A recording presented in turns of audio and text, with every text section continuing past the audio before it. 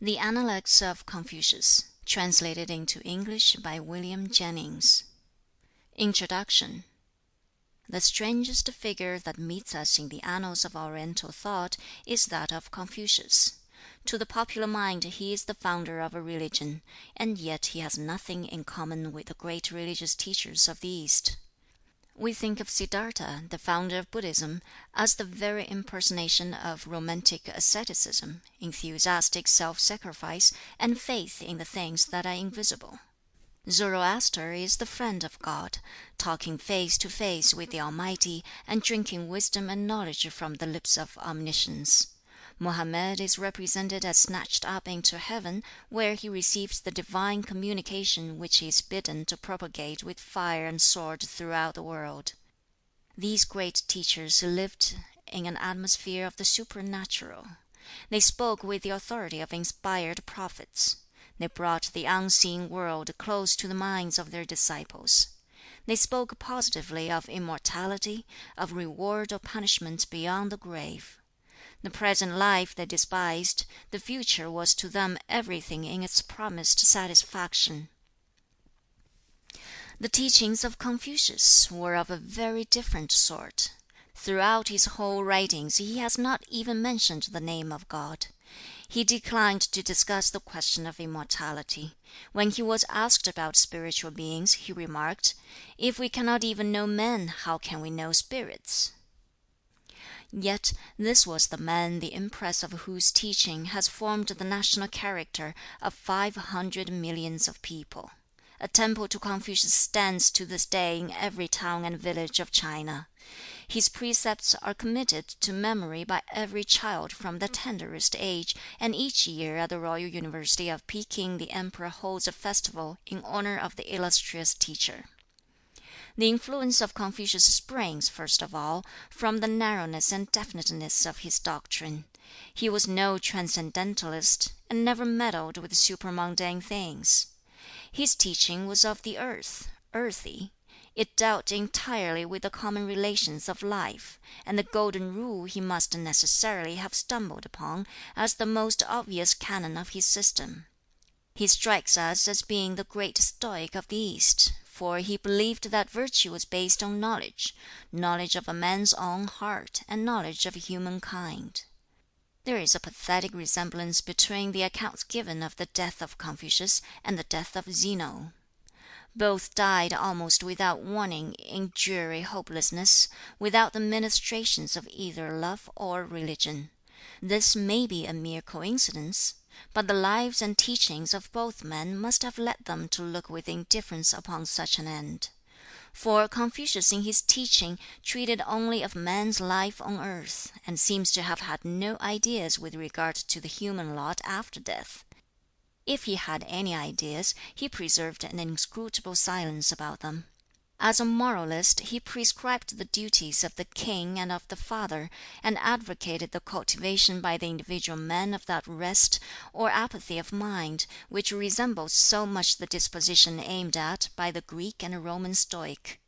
Even as a moralist, he seems to have sacrificed the ideal to the practical, and his loose notions about marriage, his tolerance of concubinage, the slight emphasis which he lays on the virtue of veracity, of which indeed he does not seem himself to have been particularly studious in his historic writings, place him low down in the rank of moralists. Yet he taught what he felt the people could receive, and the flat mediocrity of his character and his teachings has been stamped forever upon the people who, while they are kindly, gentle, forbearing, and full of family piety, are palpably lacking not only in the exaltation of mysticism, but in any religious feeling, generally so called. The second reason that made the teaching of Confucius so influential is based on the circumstances of the time. When this thoughtful, earnest youth awoke to the consciousness of life about him, he saw that the abuses under which the people groaned sprang from the feudal system, which cut up the country into separate territories, over which the power of the king had no control. China was in the position of France in the years preceding Philip August. excepting that there were no places of sanctuary and no truths of God.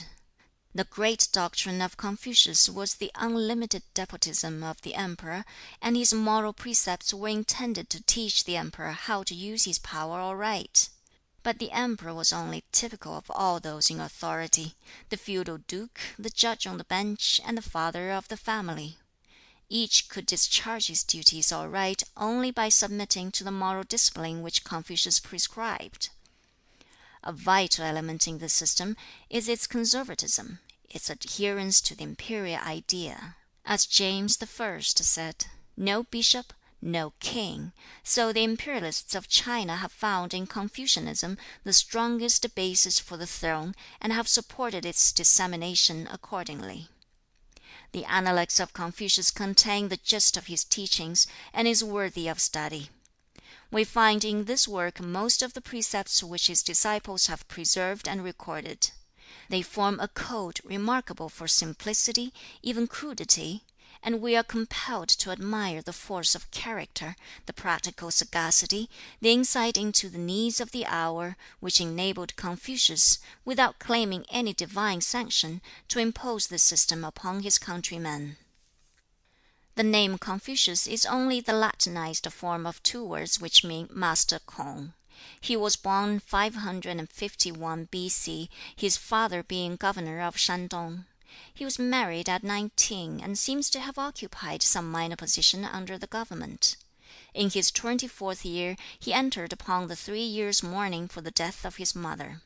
His seclusion gave him time for deep thought and the study of history, and he resolved upon the regeneration of his unhappy country. By the time he was 30, he became known as a great teacher, and disciples flocked to him. But he was yet occupied in public duties, and rose through successive stages to the office of chief judge in his own country of Lúnyǔ. His tenure of office is said to have put an end to crime, and he became the idol of the people in his district.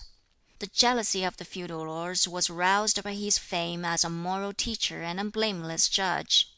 Confucius was driven from his home, and wandered about with a few disciples until his 69th year, when he returned to Lu, after accomplishing a work which has borne fruit, such as it is, to the present day. He spent the remaining 5 years of his life in editing the odes and historic monuments in which the glories of the ancient Chinese dynasty are set forth.